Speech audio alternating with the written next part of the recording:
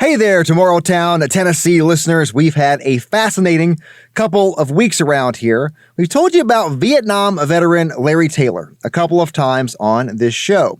And last week at the White House, he was awarded the Medal of Honor. It was outstanding. Many people from Chattanooga and around this area made the trip to support Captain Taylor. It was great to see that incredible support firsthand. Then there was a parade on the following Monday to celebrate Captain Taylor. Then on Wednesday, September 13th, there was the annual Celebration of Valor in Chattanooga.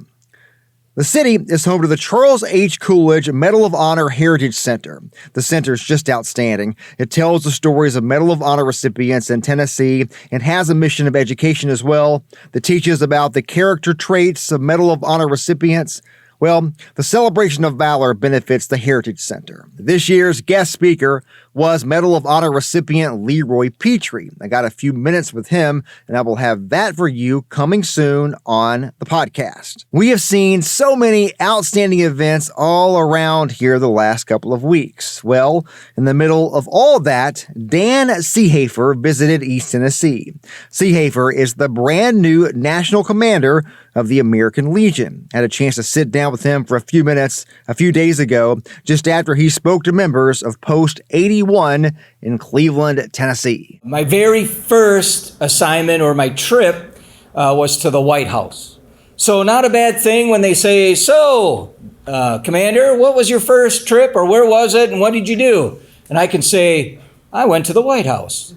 And it was your hometown hero, basically, right?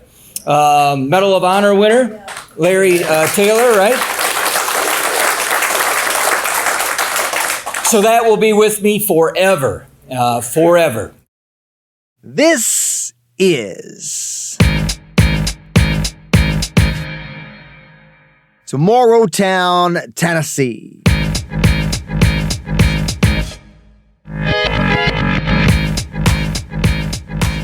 This is the podcast that talks to the people who call the Tennessee Valley home, discusses the problems we all face, and talks to those working on solutions.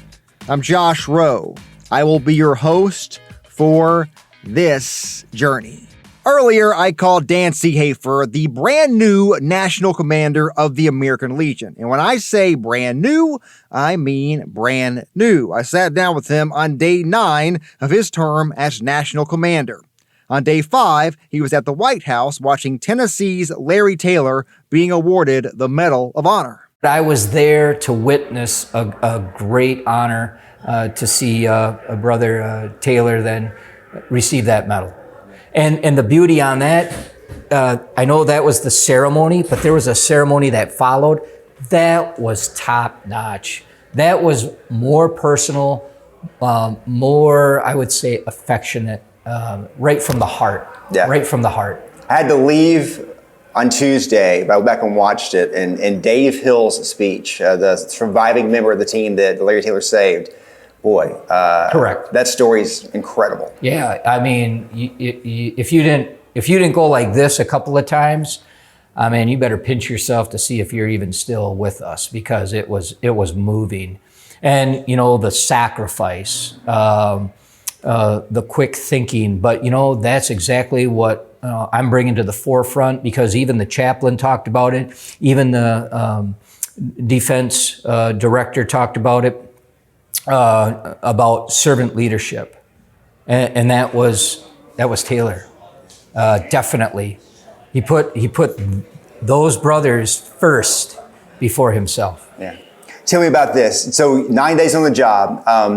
When you travel the country, you said a long process to get here, and you talk to veterans. What are the issues that you're hearing the most of? Okay, we've got to figure these things out. Well, my theme is dealing with an issue, and that is be the one. That is something that maybe we have seen. I know we have been sponsoring an IndyCar. It's more than just a sponsor. I get a lot of feedback. It's like, well, you're into cars and all this. We're trying to get our name out. When I go back to say, hey, would you like to join the American Legion? When I first joined, my first response was, what's the American Legion? I did not know at first. And I don't want that to be the question anymore. I want to be like, hey, would you like to be a part of this family? And they would be like, yeah, I've been thinking about it. Not, what is the American Legion? And so the initial part is to get that name out, and that's with Be the One, as we're partnering with Chip Ganassi. But with that is the mission that we're doing, and that is to stop veteran suicide. That's our number one goal. As I mentioned to the brothers and sisters back here for this reception, two things I want us, and I want really even the world to know. And that is the American Legion changes lives and saves lives. Those are the 2 points that I want everyone to know about, and that we're family. And we'll do anything and everything. We want to destigmatize that aspect of, that, I'm not okay. It's okay. As we say, it's not okay to be okay, It's okay. So with that, we're here to help. We're here to help. We're here to embrace. We want it, as we always talk about, we're mission oriented. We have purpose. And so that's why we have posts in the community. In fact, at one point, we had more posts in this nation than there were McDonald's. I don't know if anybody knew that, but that is a fact, So we're plugged into the nation, into our communities. And right here, this post is doing a great job, great in the community, having dignitaries here joining us. That was great. That's what it's about. Again, helping influence that 100% Americanism back into the communities. Yeah. When we talk about the crisis of veteran suicide, and this has been a crisis for years now, we know this. What are the answers? What can individual people do, veterans do, to help? Because I know that it's not a one factor solution here. Correct. What do you think is a practical way to really make a difference in that?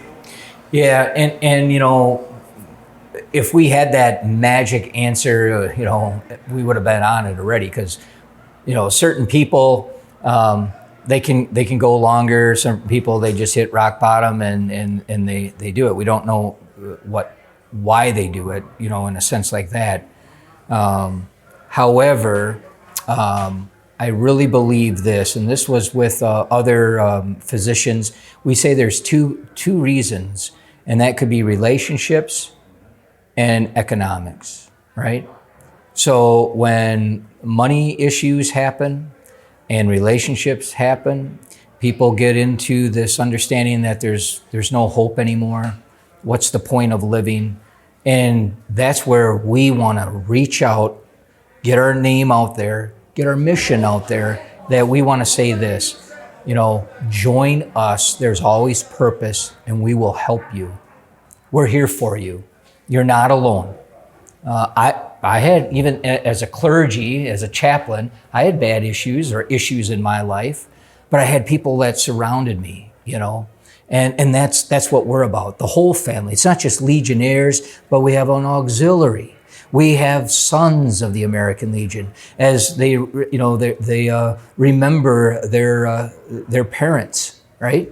And then we have riders. It's a special program that we have, that some people love to just ride on motorcycles, and they're just part of it. They're mission oriented. That's what we're about. But we put purpose back into the life. And what's happening is we're finding out that basically about 180 days after our fellow brothers and sisters who served, after they get discharged, that's when issues occur. About 180 days. We have that on record and on factual record, that is. But with that, what's happening? What is the answer to that? So that's why we're really championing part of Congress, as well as getting this information out, that we have jobs. We have a place for you to basically work. We have these places so that, again, that's what we are. We help each other, because what's happening is a lot of people, or a lot of our veterans, when they get released, they don't know where they're going to live. They don't know what they're going to do. They're clueless.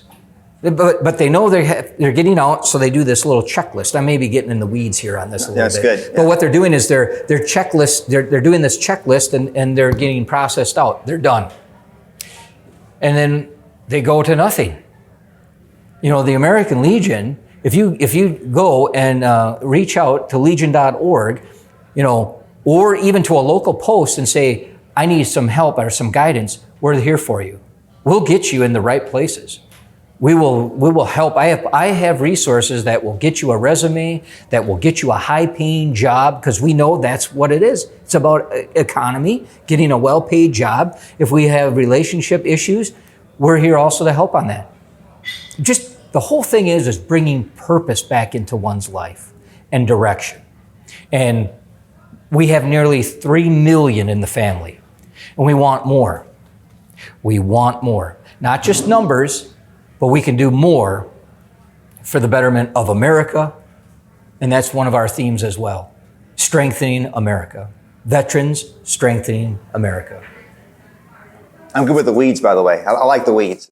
You mentioned during your remarks inside there to the group today about the PACT Act. Yes. And boy, it's huge for the veterans. It's also huge for the VA to try to figure out how to manage all the incoming claims.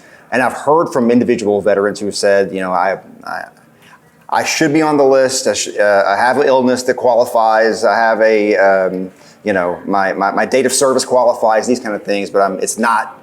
I got denied again. Those kind of things. Are you hearing more of that there are people who are maybe not having the success they thought they might with the PACT Act? Being on the road, I have not heard those types of stories. Now, that's not saying I would dismiss them, because that's part of the traveling. It's just not to eat. So that's why I do travel, to listen and put that ear on the road, put the boots on the ground. I want to know those issues, so when I go and testify to Congress, to that joint committee, I want to be able to share those, not to complain, but to help. Right? That's why I want the voice to be loud and clear and strong. Right? So if there is an issue like that, I want to know about it. So the thing about the PACT Act is, number one, it is vast. It is huge. There's a man that lives in this county. His name is Bucky Holmes, and he was. As you probably have read, right? It's not just the burn pits. It's a lot of different groups, Thailand vets from Vietnam era, and there's these guys who served in the Marshall Islands in the 70s who were there to clean up radioactive material from nuclear testing and all that. And one of those guys told me that he had submitted some claims.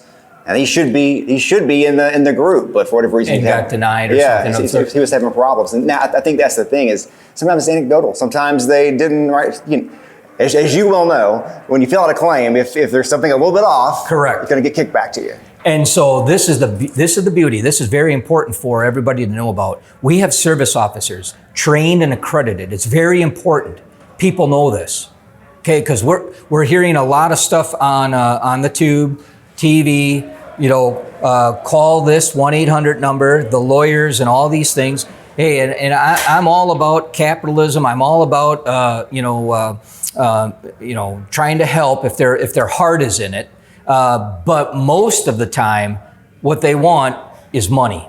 They want the veterans' money. That's what I did mention for the brothers and sisters in there, that just because the PACT Act has been passed, everything is now done and we're supposed to just rest. No, there's predators out there. And so on that question, it's a twofold. So we have to be careful for that. But I want people to go to our service officers. It's FREE, free. And they're veterans. So we talk about the heart. We talk about, as I always put it, our theme with Be the One, and I know that's a suicide issue, but even this is, and I tag it with this, because after all, it's personal. So each veteran is personal to me. Everyone who served, put that uniform on, is very personal to me.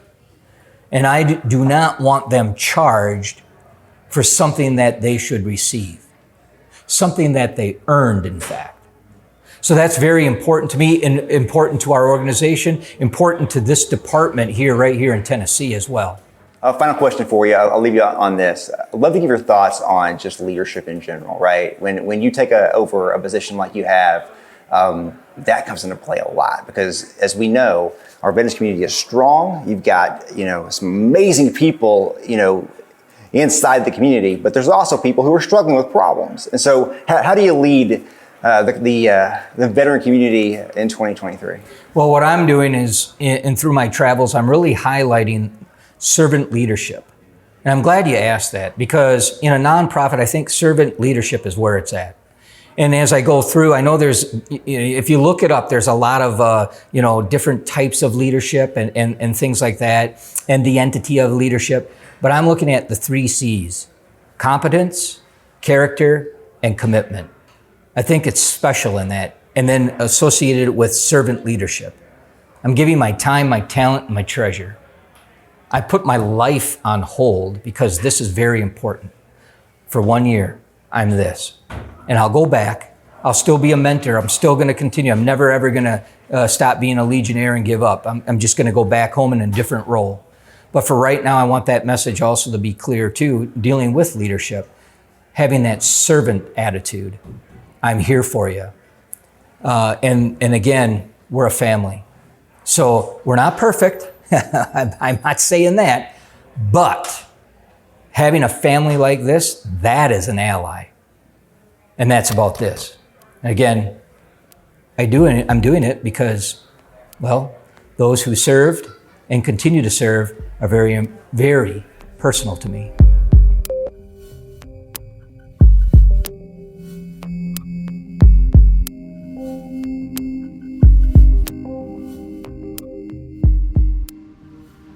Okay, so full transparency here. When the interviews ended, Dan Seehafer asked me if I had considered joining the American Legion. And the truth is, I had considered that, and I told my friend in Rossville, Georgia, Jack Staples, previously that I intended to join. So I signed up right there on the spot. I am the first person Dan Seehafer signed up as president of the American Legion.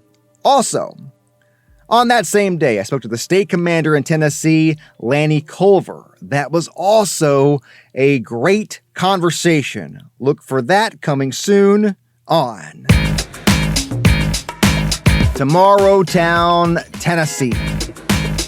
This podcast is a production of News Channel 9, Fox Chattanooga, and Sinclair Broadcast Group Chattanooga. We hope you join us again real soon.